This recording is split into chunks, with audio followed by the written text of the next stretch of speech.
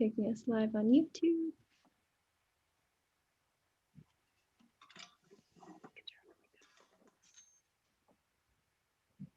There we go. All right. Good afternoon, everyone. Welcome to PNP Live. My name is Beth Wong. I'm an event manager at Politics and Prose, and we thank you so much for joining us here to celebrate the release of Paula Shoyer's new book, The Instant Pot Kosher Cookbook, 100 Recipes to Nourish Body and Soul. At any time during the event this afternoon, you can click on the link that I'm going to put in the chat to pre-order copies of the Instant Pot Kosher Cookbook from Politics and Prose's website. Your purchases will come to the store at a very difficult time for small businesses across the country. And in addition to growing your own cookbook library, which everybody should be doing right now with all the cooking from home, a book sale from Politics and Prose means that we at the store are able to keep bringing you content like this, which we're so proud of, and we're so proud of our reputation within our community for providing. You can ask our author, Paula Shoyer, a question today by submitting it in the Q&A box below. The button is at the bottom of your screen, and make sure to submit it in the Q&A box and not in the chat so that I can sort through them, and so they'll be asked to our author. I will waste no more time getting to the main event.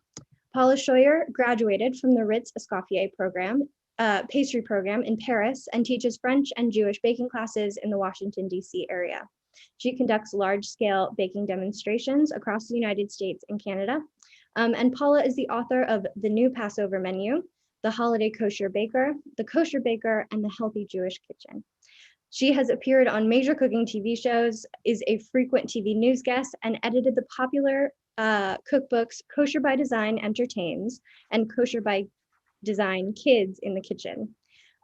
Shoyer lives in Chevy Chase, Maryland, and to learn more about her, you can visit thekosherbaker.com. Welcome, Paula. I'm so excited. You're going to do a demo for us and talk about your new book. Thank you, Beth. It's so great to be here, and welcome everyone to my virtual cookbook tour where I talk about mouth-watering recipes without actually serving them to you.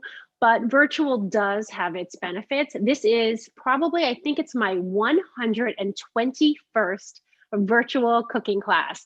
I have transitioned my whole business online, and I do classes for 12-year-olds to 85-year-olds, and it's been quite extraordinary. So I'm really happy to be with you today, which takes me into my most important point that I always start every Zoom class with, which is gratitude. I want to express my gratitude to Politics and Prose for supporting all of my previous 4 cookbooks, and now my 5th one as well, for giving me a platform to speak with every single book tour. Normally I would be in the bookstore serving you something delicious around the time of my talk. I encourage everyone to please buy this cookbook from Politics and Prose. Please support our local wonderful small bookstore, which really does have pretty much any book you would possibly want. Now, people have always told me that in general, I'm really good under pressure. So it makes sense that I would write an Instant Pot cookbook. Now, I came kind of late to the Instant Pot world. I resisted buying one for so long. If you have a kosher kitchen, then you know we just have so many dishes, tools, appliances, and it's just a very crowded place. So why did I need yet another device? Plus, I could only use it for either milk or meat. So I had to decide what I would use it for. So I resisted it for so long. But fans of mine kept asking me for Instant Pot recipes. So finally I gave in, and I bought my Instant Pot. So the first recipes I tried were ones that take a really long time. And I wanted to see, like, really, how fast is this device? I made split pea soup, which was incredible because it took maybe like 20 minutes for the peas to kind of melt into the liquid. I made rice, which was like super easy. Rice, water, push the rice button. And then I made short ribs, like flanken strips of meat in a sauce. And the meat was like melt off the bone, absolutely delicious. So I had used it about 3 times when somebody told me that there was an Instant Pot kosher Facebook group. And I thought, this is great. So I go on Facebook, I find this group, and at the time they had 8,700 members. And I thought, wow, that's really amazing, right? 8,000 members. And I started reading through the feed and seeing that people were really frustrated that others would post recipes that weren't kosher and they had to figure out substitutions. And frustration after frustration. And I thought, you know what? I'm going to write a cookbook for this group. Well, now this Kosher Instant Pot Facebook group, which you can join just by requesting to join, has over 14,400 members. And I decided to write this cookbook after using it 3 times. So just so you know, sometimes you have to fake it until you make it. Now I went from like 0 to expert, so can you, okay? What's really great about the Instant Pot for kosher cooks is that so many of the foods we love can be made so well in the Instant Pot. Like brisket is so moist. I have a spinach pesto brisket in the book. I make my chicken soup in the Instant Pot. It is so rich. All of the flavor stays inside. So the flavor is so much deeper than my stovetop one. I also make the matzo balls in here. I do tzimmus. I do kashavanishkes. I do all kinds of classic, Jewish recipes. I even do honey cake in it. A lot of Israeli and Mediterranean recipes, and like all the kind of Sephardic stews. I have Moroccan harira and a Persian lamb stew. All of those come out so great and so fast in the Instant Pot. And like with all my books, I put in a lot of different nationalities of recipes from really all over the world. So I have a lot of that in the book, and I have fish recipes. I have tons of vegan. So I try to have something for everyone.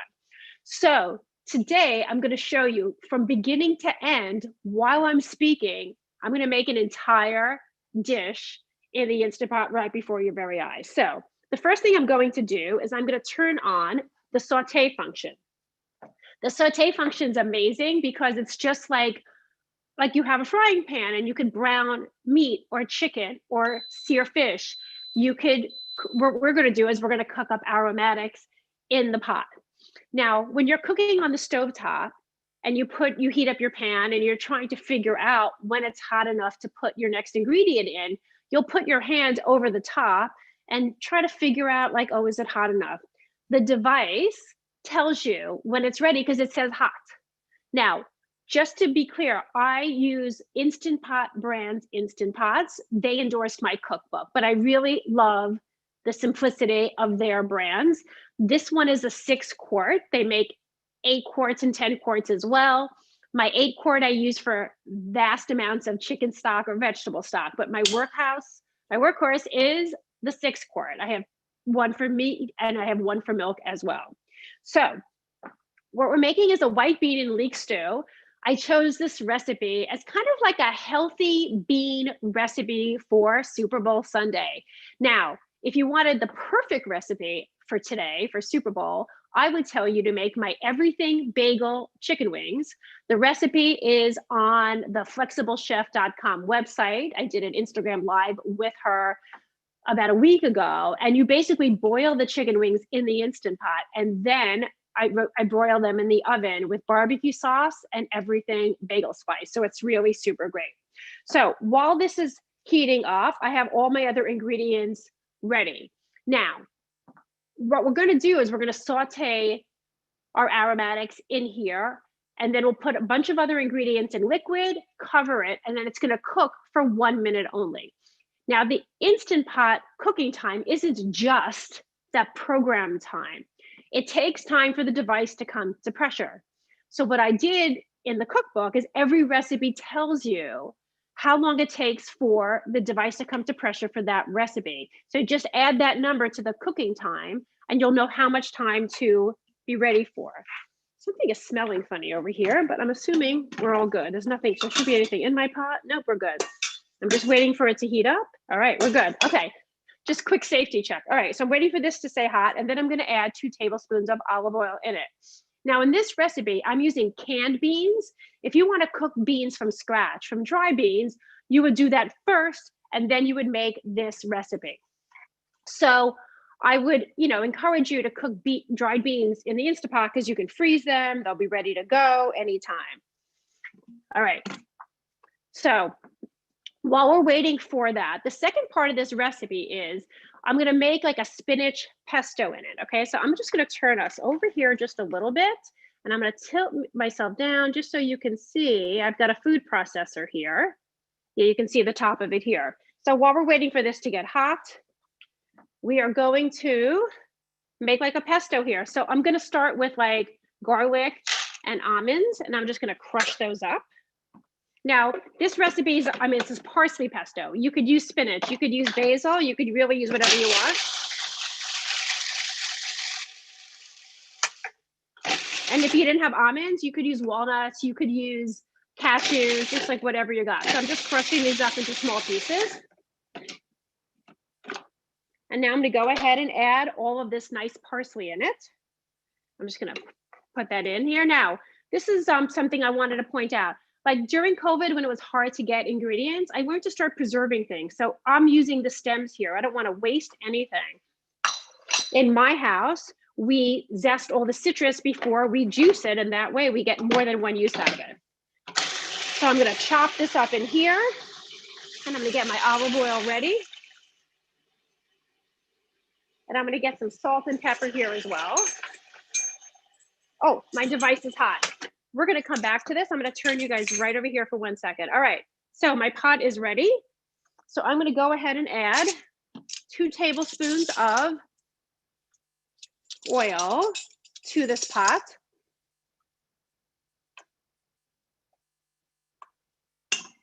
And now I'm going to go ahead and add my leeks. And I'm going to add my shallots and onions as well.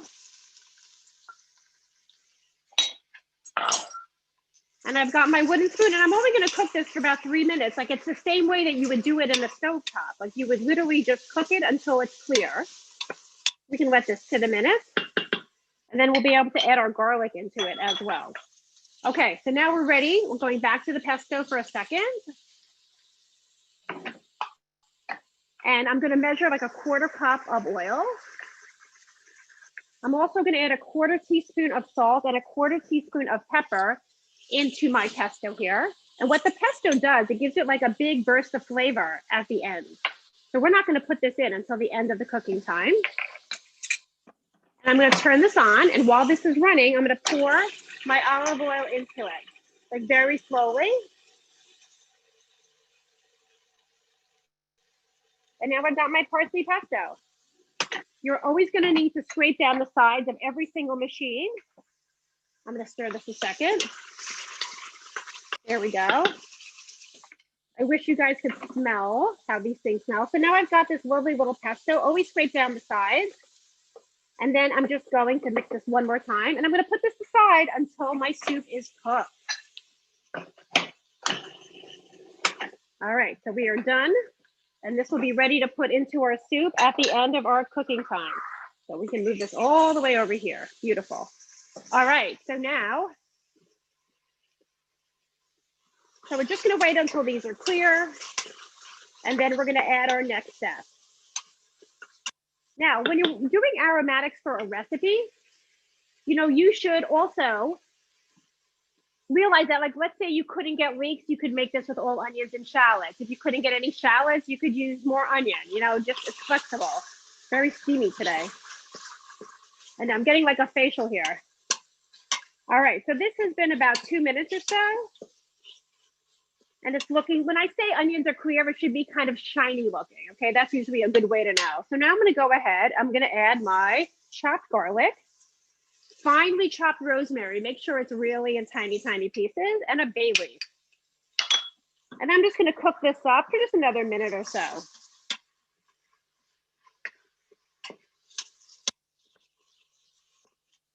Now I'm starting to smell the rosemary come up, which is really, really great. Now you can do other things with this recipe. You could do, like I'm doing it with cannellini beans, but if you only had garbanzo beans, you could use it for that. You could use those as well. And this is just cooking for a minute or so. And now I'm gonna get ready to put some more salt inside.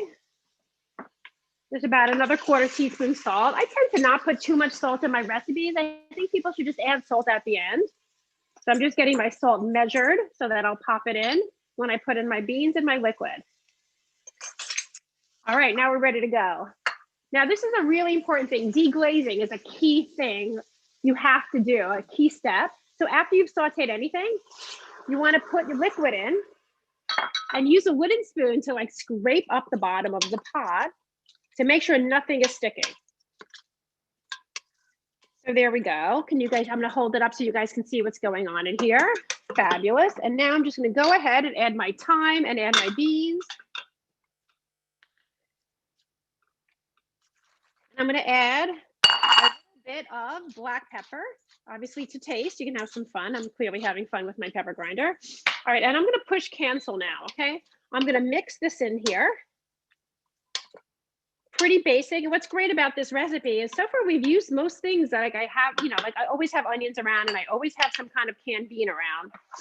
And now this is the important part. We're going to put the lid on the Instant Pot. Make sure your vent is in the sealing position. And I'm literally going to pressure cook this for 1 minute, but it's not going to take 1 minute. It's going to take about 8 minutes to come to pressure. And then once it comes to pressure, it will cook.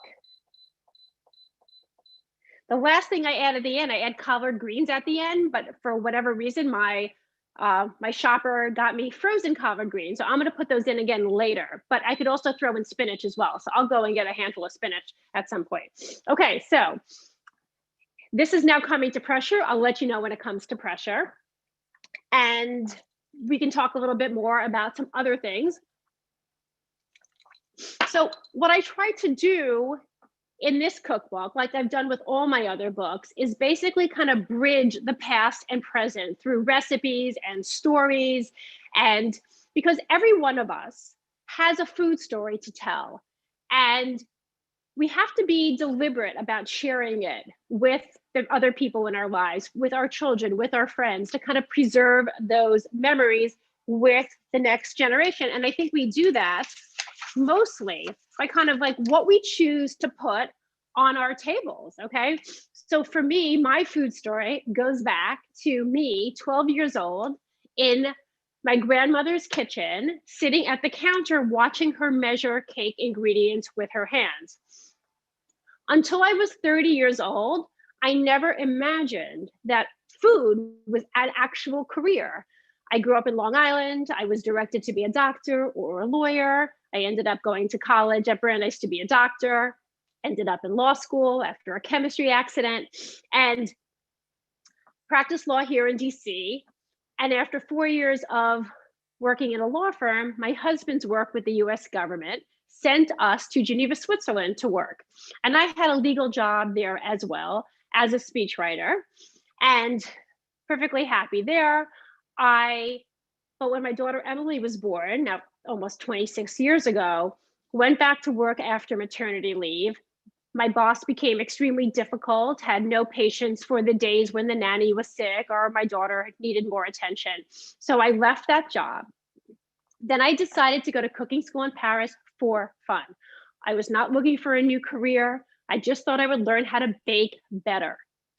So I went to Paris with my daughter in tow. Every morning we would check out different bakeries. In the afternoon, I would go to school and my friend would watch her. And my daughter ended up literally in the 95th percentile for weight because of those pastry tours around Paris. But she was really like the happiest kid. So when I would go back to Geneva where we were living, people asked me to cook for them. So I ended up with a catering business out of a tiny kitchen. And then one day, a woman from the local synagogue asked if I would teach a cooking class in my home, my apartment, for women in the community as a fundraiser. And that began my love of teaching. So when we came back to the US, I had 2 kids then, thought that was hard until I had twins like a year and a half later. So I had 4 kids under the age of 5. Insanity, but it has served me well over the years for my kids to really do really eat all the food that I've created. It's a problem right now because I'm teaching so many Zoom classes and I have no kids home to eat all the food. So I do give out food to friends. So if you want to get on my list and you're local, shoot me a text later. I can arrange for that. So I came back to the States teaching cooking classes in this very kitchen. And I edited 2 cookbooks for someone else, decided I wanted to write a book. Took me 5 years to get the Kosher Baker Cookbook out in the world. Every single publisher said no. They told me that there was no market for a kosher baking cookbook. Well, obviously, I proved them wrong, but I certainly had to work extremely hard to do so. And the Kosher Baker came out in 2010, followed by the Holiday Kosher Baker, then the new Passover menu, and then my last book before this one is The Healthy Jewish Kitchen, which is all the recipes are with natural ingredients. So 35 years after I was sitting in that kitchen in my grandmother's house, I'm now doing cooking demonstrations all around the world. I've done events in China, in Israel, Canada, all over the United States, and people recommend me after I've done an event for them. So one day I get an email from somebody asking me if I would do a cooking demo in their rabbi's house. I saw where the email came from. I smiled. I called them on the phone and I said, hey, am I doing this cooking class at 3844 Lime Avenue in Brooklyn? And the woman says to me, how could you possibly know the address of our rabbi's house? So I tell her that that was my grandparents' former house. And I do a cooking class in the same kitchen where I used to watch grandma bake and cook. And I thought I would be overwhelmed because grandma was gone. She had lived to age 98 on a steady diet of sponge cake and Sanka. And when I stood at that kitchen island to do this class for about 45 people, my daughter was there, my mother, my aunt, my dad, and I felt this amazing sense of peace. I knew that's what I was meant to be doing. Now, all of you have a food story, and that story is comprised of your own food memories. So we're talking food memories from like your mother, your aunt, your grandmother's tables, food you served your own children, your first apartment when you got out of college or grad school, or your first place you lived when you got divorced. All of these memories on top of restaurants you've been to and places you've traveled in the world. Like we all can't travel now, but you know, our family, when I had all my kids home for several months back in like from March to July, we did themed brunches every Sunday here. We used the hashtag brunch like a Shoyer and we traveled the world. We made Eastern European, Swiss, Greek, British high tea, Japanese breakfast, Israeli, Southern American, Cuban food, little bit of every week was a different theme, and we all challenged ourselves with brand new recipes. And it was really incredible to have a chance to kind of travel that way, you know? And it's such an easy way to connect with like people who were gone, you know, like so this week I'm looking at it right now. I tried to make one of my grandmother's cakes. Her version was this high. Mine came out like this. The recipe made no sense, but I was working from notes from watching her measure with her hands 20 years ago. I haven't given up yet. I'm going to try it again. I think I know how to do it. Every time I take a bite out of a chocolate cake that is covered with chocolate ganache, I think about my mother. My mother loved chocolate. She would only eat desserts that were chocolate. She used to hide an Entenmann's chocolate fudge cake in her bedroom closet. There was one for us in the kitchen, but she had her own in the closet. Just so you know, while I've been chatting, our devices come to pressure.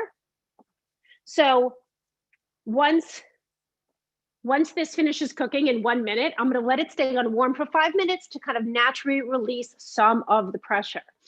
So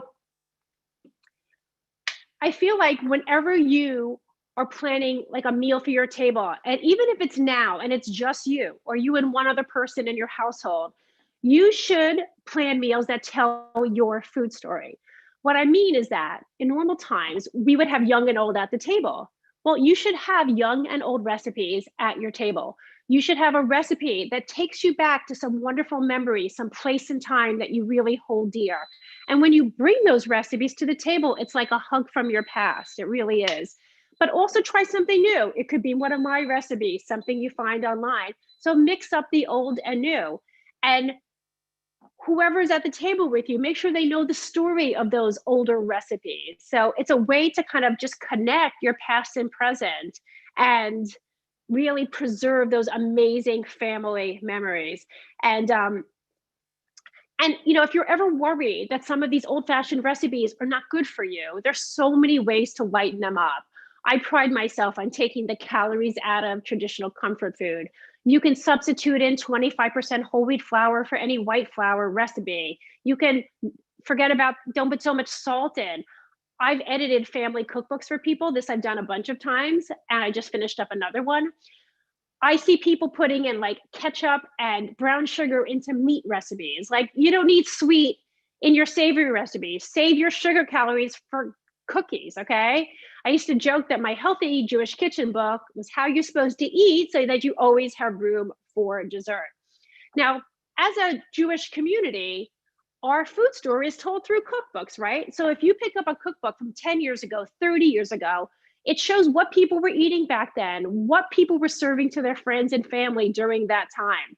And I'm sure everybody here can remember that shelf in their kitchen growing up and which cookbooks were sitting on it. You know, I have a lot of those old books from my mother's house in my basement, and I do look at them for inspiration.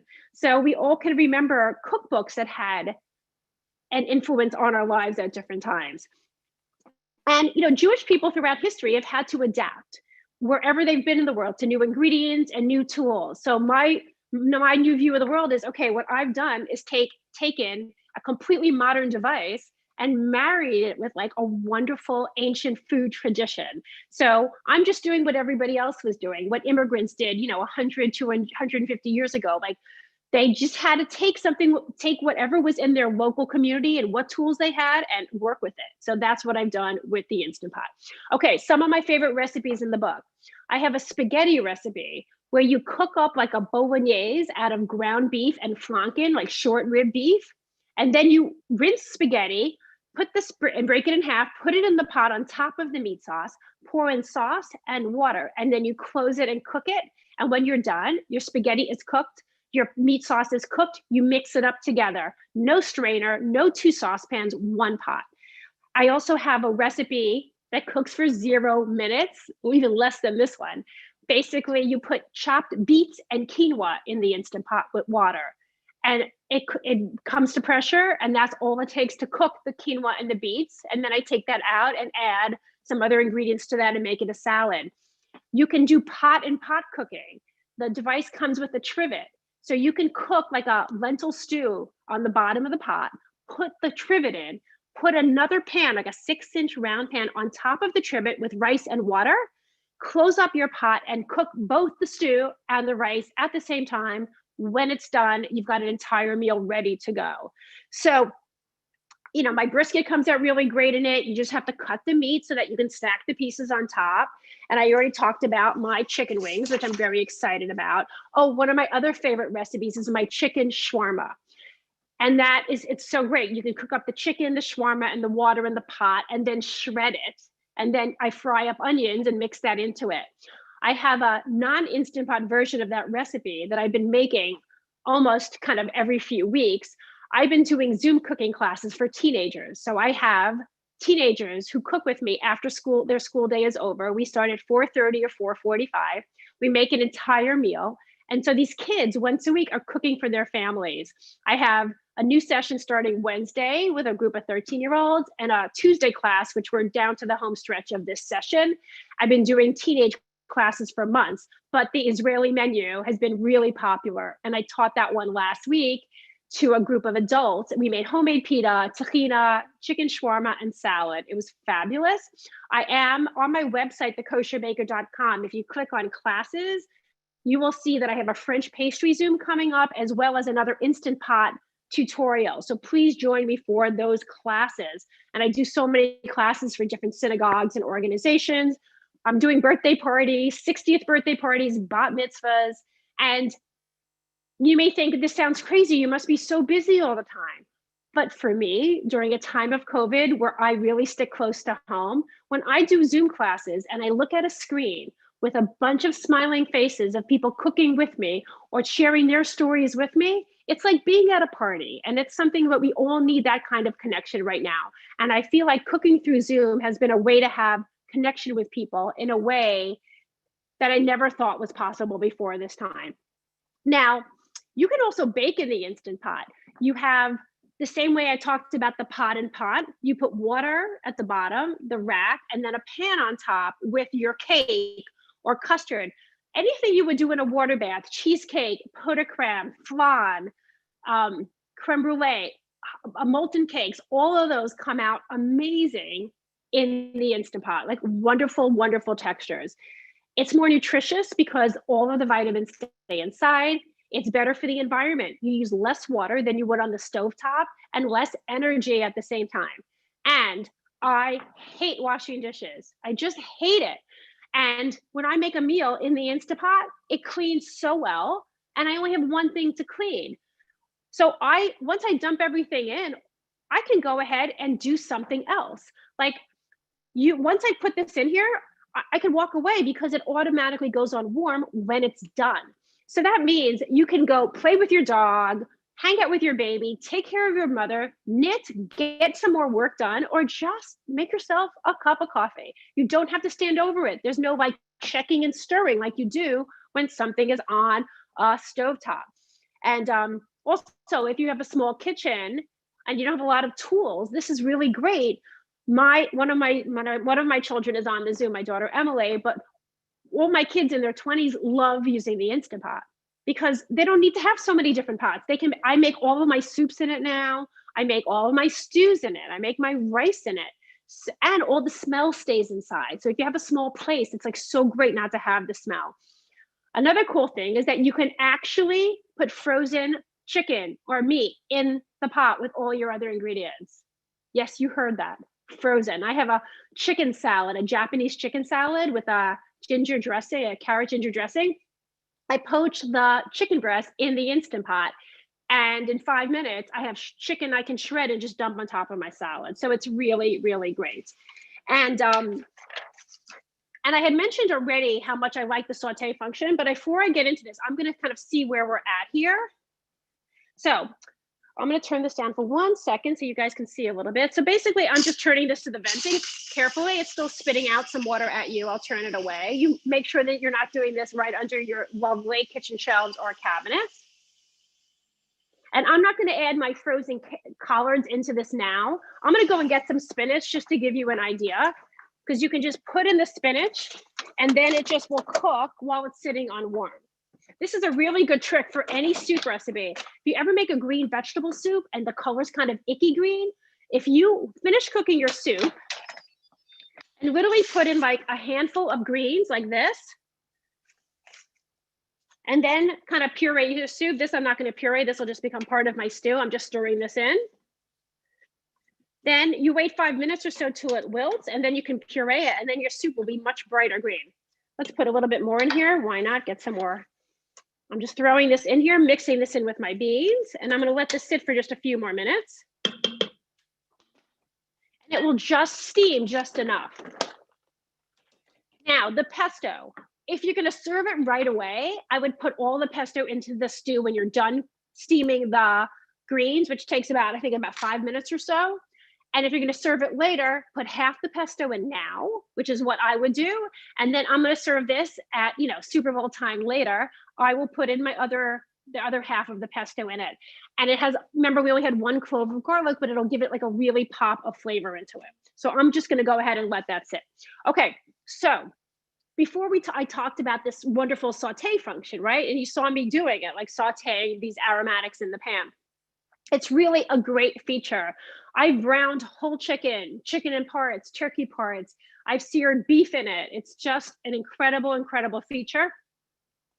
And just so you know, if you've never used one before, if it's sitting in the box in your garage, I know some of those people are out there. every recipe in this book tells you how to make it from step one. It says, push this button, push cancel, push saute, then push this, open the lid, put the, where to turn, how to seal, how to release the pressure. So you don't have to read the beginning of the book to get the basics. Like, just, you can dive into any recipe and it'll walk you right through it. Now, a couple of other quick tips is the Instant Pot doesn't like tomato sauce or dairy. So if I do something with tomato sauce, I'll pour the sauce on top and not mix it in so it's sitting on the bottom. When I make rice pudding or grits, I cook them in water first. And then when they're cooked, I add in my dairy, and macaroni and cheese the same way. I cook pasta in it. And then I add my milk and cream and use the saute function to kind of melt the dairy into those other ingredients. Now, one of the things that before this book, this book came out, and I didn't know, obviously, like 2 years ago when I was writing it, whether this book would come out during a pandemic. But 2 years ago, I kept thinking, like, wow, what am I going to talk about on a book tour about an Instant Pot book? But then I realized everybody has so much pressure in their lives, right? So that's what I'm going to talk about. Little did I know that this would be going on, right? And I realized something that I want to share with you. So follow me. I want everybody here to imagine that you're a carrot that's been thrown into the Instant Pot on the saute function. So remember, we pushed saute, we wait till the word hot came on the device, and then we were able to put in our oil and our aromatics. So imagine you're that carrot, you're that piece of celery, that onion being like thrown into the pot. Immediately you're kind of shocked, right? Because you feel this like intense heat, right? But then you look around and there's some other vegetables hanging out there too, so you're not alone. And then you kind of adjust to the temperature and you think, okay, I could deal with this. And then after those aromatics are all cooked, then the meat, the fish, the tofu, the beans, whatever it is, goes in the pot with the liquid. So you're kind of drowning a little bit. But then the craziest thing happens, the lid is shut and you are stuck inside this pot. Like, you are trapped inside, and very slowly the pressure builds till it comes to pressure. And it's really intense. Like, you think you can't take it anymore. But then, because it's the Instant Pot, it cooks pretty quickly, right? And then the cooking time is complete and it immediately shifts to warm. And then you start to kind of calm down. And then you get to this place where you're like, where it's on warm. And you're like, okay. And then at some point, somebody opens up the top and you can plan your escape. Well, honestly, this is how we have all felt during this pandemic. At its best, we're on the warm setting, like adjusting to a new normal, which is just difficult, but like we find a way to cope however we can. And at its worst, we're being pressure cooked. We're being pushed to our limits, okay? And it's just so intense. And I really can't wait for the day when all of us can like escape from our Instant Pots, okay, and be presented on a serving platter to a bunch of friends and we can see their smiles, they don't have masks, and we can be like out of our pressure cooker and into a normal life again. And it's really remarkable to me to think about, how hard it has been for so many people. And one of the things that's really lovely about having a device like this is that you can cook big amounts of food, the kinds of food that you can share with others, okay? So stock up on containers, get yourself an Instant Pot, get my book, and then make the soups and the stews and divide it in half and just give it out. I delivered a brand new soup recipe I'm working on to a friend who broke her wrist and couldn't cook her Shabbat meal, and I brought her dinner on Friday. I made a new soup recipe and I made a Washington Post Instant Pot recipe. So Instant Pot makes classic comfort food, And what I mean is not like Ben and Jerry's. I mean like the nourishing kind of food that really warms your soul, and the kind of foods your grandmothers cooked, the kind of foods your people in your family like served you as you were growing up. And that's what I want all of you to try to share with anyone around you. So I will leave you with one last message before I take questions. And a couple of things. You can always find me through the kosherbaker.com contact page. I'm on Instagram at kosherbaker. Follow me. I'll be posting a lot, #Paula Under Pressure. I'm going to be planning a lot of different events over the next several months. So please follow what I'm doing. Now, as you all know, that wonderful song by David Bowie and Freddie Mercury called Under Pressure. And now it'll be stuck in your head too for the rest of the day. Now, they famously said, pressure, pushing down on me. And then they described pressure as being the terror of knowing what the world is about, watching some people scream, let me out. Almost prophetic, right? And the song ultimately asks, can't we give ourselves one more chance? Why can't we give love that one more chance? With the Instant Pot, fast food finally means something positive and nourishing, and the kind of food we can use to soothe each other with comfort food, like during this time. And I feel like food gives us a way to give love a chance. And that's where the healing begins. Thank you. Paula, that was so lovely. Thank you so much for the demo and for those sentiments. I love the extended metaphor of our quarantine being like time stuck in an Instant Pot. Pretty much, and yeah. Everybody out there knows it. Yes. So we do have a handful of questions from the audience. I'll remind everybody that the link to pre-order the Instant Pot Kosher Cookbook is in the chat, and to submit your questions into the Q&A if you would like them asked. So the first question we've got, I think, is really, really interesting. They ask, you published your first cookbook over 10 years ago and are now on your 5th book. How has the industry changed in that time, especially given that there are so many other options to get recipes now, including blogs, social media, stuff like that? That's a great question. In fact, I should incorporate that into my talk. So I appreciate whoever put that question in. It really has changed a lot. As a cookbook author, it has changed so dramatically how we sell cookbooks. Back in the day, the only way for people to know about my book was for me to be like in person on the road all the time. I have clocked 7 events in a week. I've traveled everywhere. And I have to say, I love the world of today where there are so many ways to get recipes. But the one thing I will tell you is that, you know, while our family was making these brunch recipes back in, you know, March, April, May, like through the summer, and I was cooking from other people's recipes, I was shocked at the quality of recipes I would find. Sometimes I would get a recipe that was fabulous and worked perfectly. And other times I would see a recipe that I've published like hundreds, maybe I'm at 600-800 recipes that didn't make any sense. But I'm like, okay, this person must have tested this, right? I'm going to try it the way they did. And I have so many problems with it. So yes, there is a wild west of recipes out there, and you can get recipes so many ways. What I would encourage everyone to do is find people and sites that you trust. And I'm sure everybody knows that. Even for me as an expert recipe creator, there's a couple of people who I always know will be reliable.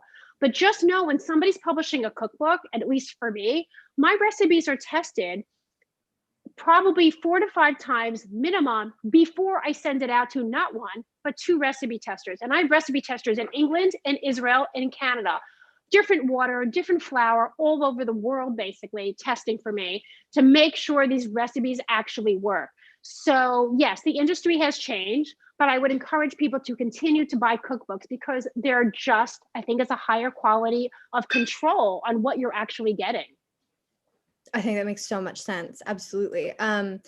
Romy would like to know which of your cookbooks has a good recipe for kreplach? Oh, that's such a good question. I have never published a kreplach recipe. I know I should be shot. I'm actually working on another cookbook idea that will have kreplach in it, actually. But my grandmother made it occasionally. I don't think I even have her recipe. I used to make it years ago. It's there's a great Yiddish expression called ungepatchke, which means like it's just so much work, and kreplach is up there with that. I mean, I've made puff pastry from scratch. I've made cheese. Like nothing scares me. But kreplach is a lot of work. If anybody's ever made any kind of Asian dumpling where you've made the dough, like I've done dumplings where I've made the dough, rolled out every circle and then filled it, that's basically kreplach. So you know what? You've inspired me. Next Rosh Hashanah, look for me. I will have a kreplach recipe for you. Okay. Fabulous. Love that. Katie Wexler would like to know, is there any food that you want to make in an Instant Pot that you haven't quite mastered yet? That's a good question.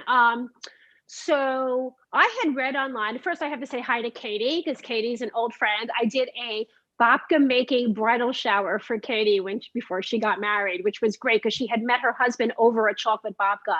So Katie is very dear to me, and she's a great cook and a serious cook. And she's tested recipes for me, so I applaud her for that.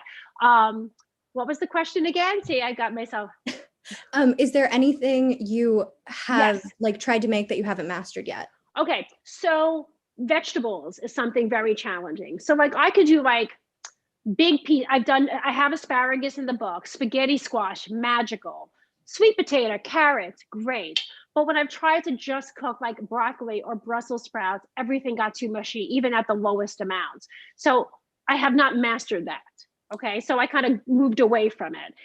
Also, I had read that people were making like babka and more yeast dough things in the Instant Pot. Every one I made tasted terrible, but like sponge cakes come out, any kind of base chocolate cake, sponge cakes come out great. Anything custardy comes out great. But yeah, I still would like to play around some more with desserts.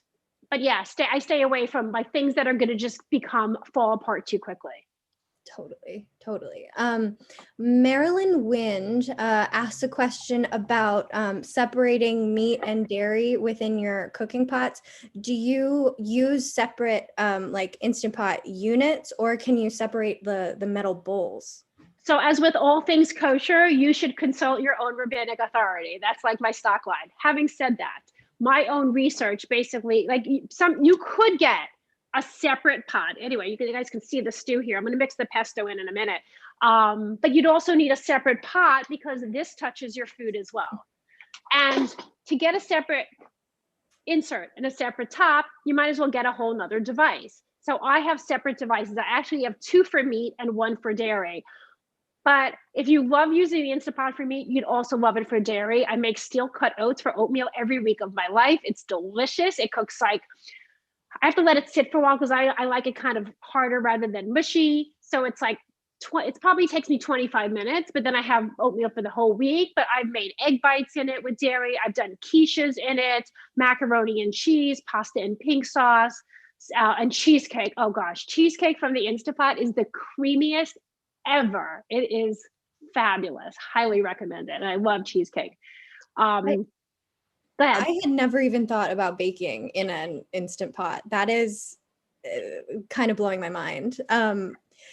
Cheryl Vogel would like you to talk a little bit more about using tomato, like adding tomato sauce in the Instant Pot, because whenever she cooks anything with tomatoes, she gets that burn notice that you were talking about. Okay, is the burn notice the worst? The burn notice is like, it might as well say failure, right? It says burn, but basically it's screaming failure. You're like, and it's really frustrating. Now, when you're writing a cookbook and I'm trying out so many different recipes, I mean, I had to deal with that a lot till I got things right. So this is what I have learned. If you can avoid the tomato sauce being poured all right on the bottom of it, you can avoid it. So like, for example, I have my grandmother's stuffed cabbage recipe in the book. So what I do is after I have rolled up my rolls, I stack them up on top of the trivet. Okay. And then I pour my sauce on top of the rolls, okay, so that it's getting absorbed there. So there isn't a huge amount of it going underneath the trivet and getting stuck on the bottom. With the bolognese, I've got my meat sauce on the bottom, the trivet, and then not the trivet, the meat sauce, and then the spaghetti in different directions on top. By the time I pour the sauce on top and it's cooked, by the time the sauce gets to the bottom, so much of it has been absorbed by the spaghetti already.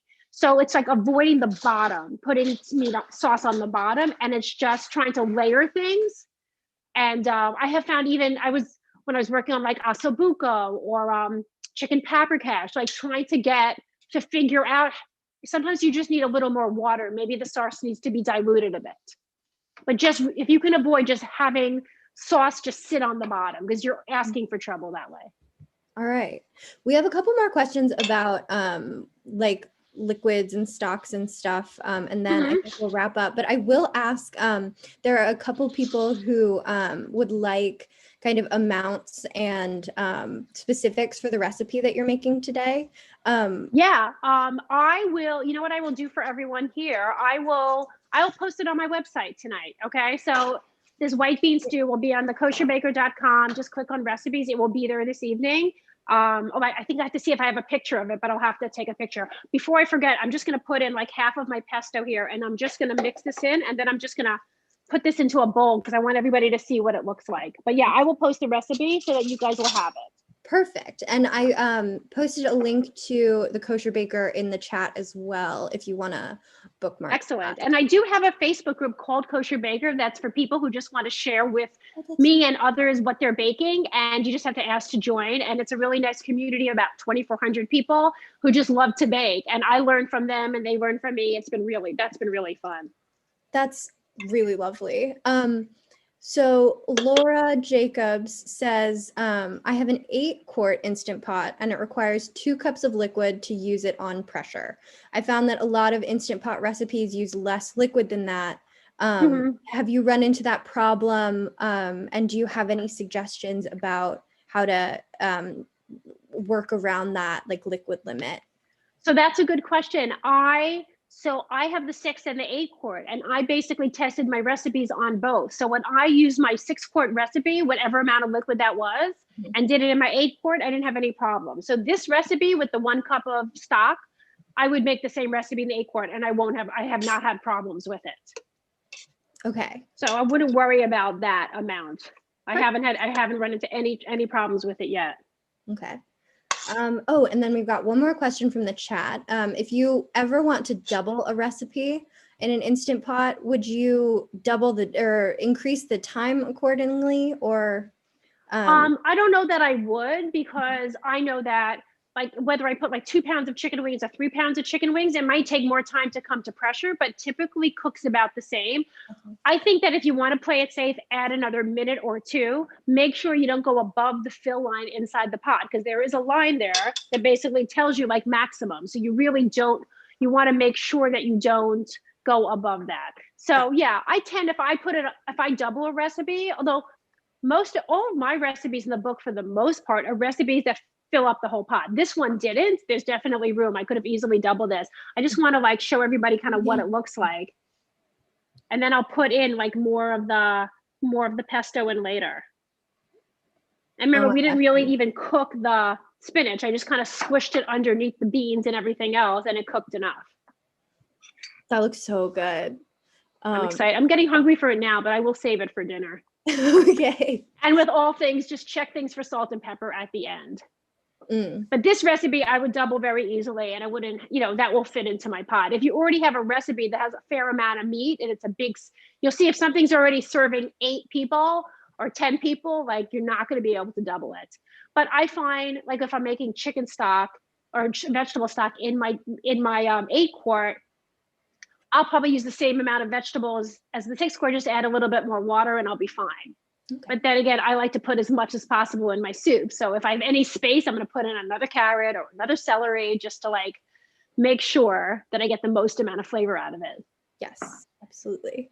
Well, Paula, thank you so much for sharing your stories and your new book, and for making this really delicious looking recipe. Yeah, this was what you saw, how simple this was. Obviously, you have to have somebody chop everything for you, beforehand. There is that part of the prep. But I did put on the recipes hands-on prep, because I don't want to start, if I see a recipe says, oh, this cooks for 5 minutes, I'm gonna be like, great. But then if I get into the recipe and I find that it takes me 25 minutes to chop all the vegetables, now I'm not happy. People should know what they're getting into. So all my recipes will tell you advanced prep, the time to cook it and how long it's going to take to come to pressure and what the release is. Sometimes you do a quick release where you just release the pressure and it's done. And other times, like we did here, we let it go to natural release, which means you finish the cooking time, you don't touch it, and you just let it slowly release pressure, and the food will continue to steam. I encourage that for rice. I encourage that with like roasts and meat sometimes. Beans also, they just sometimes need a little more time. And let's say you make something in the Instant Pot And you should know on my website right now, thekosherbaker.com, on the blog post page, there's like a whole essay on how to take recipes you already have and convert them to the Instant Pot. So like it gives you some parameters. If you're doing a soup with all vegetables, this amount of minutes. If you're doing chicken on the bone, this amount of time. Using a beef roast, this amount of time. So it gives you some way to figure out how to how to adjust your recipes for that. What was I just saying a second ago? Hold on. We were talking about, what were you just asking me about? Now I forgot. No, there was something I wanted to say. I can't remember what I was saying. Okay, it's okay. But anyway, I just encourage anybody to reach out to me with any questions that they have about using the Instant Pot. Oh, this is what I wanted to tell you. If you make something and you open up the top and you like making a carrot soup, or you're making beans or bean soup, and you open up the top, you take out a bean or carrot and you take a bite and you're like, this is not done, don't worry. Close the top again, seal it again. And let's say the total cooking time was 10 minutes, just give it another 2 minutes. The total cooking time was 5, add another 1.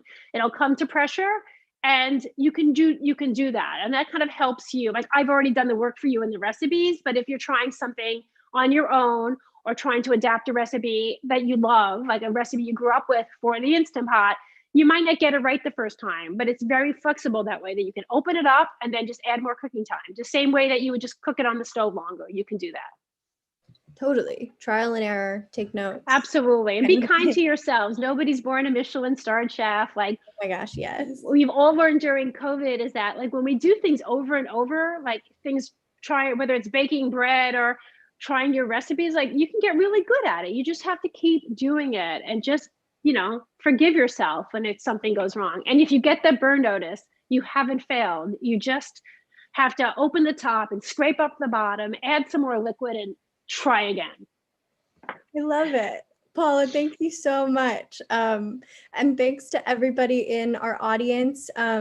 As we've said, you can pre-order your copy of the Instant Pot Kosher Cookbook from Politics and Prose. Due to COVID, there have been some shipping delays, but we think there's going to be books in the next 2 weeks. That's like the best information I have right now.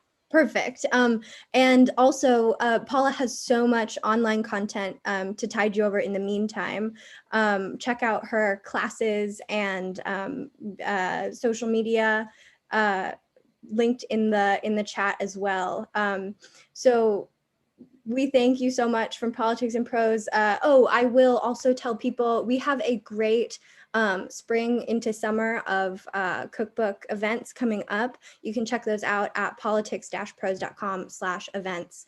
Again, thank you so much for joining us. Paula, thank you so much for sharing. Thank you for always supporting what I do. And any of my cookbooks can be bought from Politics and Prose, Holiday Kosher Baker, Get Through Me, but please support our local independent bookstore. Thank you. Have a good one, everybody. Stay well.